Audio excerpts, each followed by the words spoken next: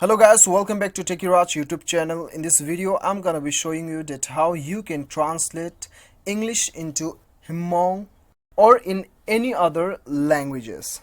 So before getting further, I would like to request you, if you haven't subscribed my YouTube channel, make sure you subscribe my YouTube channel and that click on that bell icon so that you'll receive all my latest update. So let's get started. So the first thing you have to do is you have to go to the Play Store and then you have to install one application. The name of the application is Google Translate.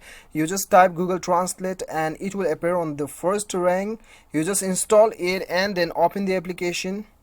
So right after opening the application, you'll get an interface like this. So what you have to do is, you have to click on the text bar and then type the word you want to translate it in your native language. Okay, so now I'll just type LIFE, life, and then I'll click on the arrow button.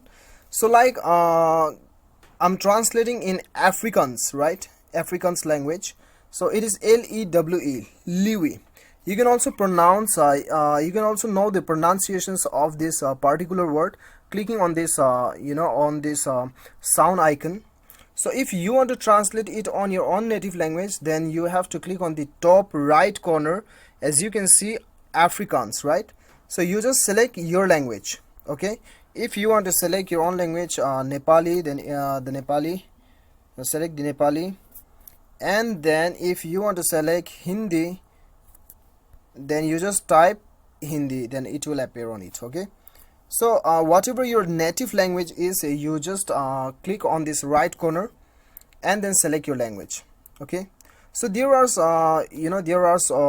alternative functions available, facilities available. As you can see, camera, handwriting, conversation, voice.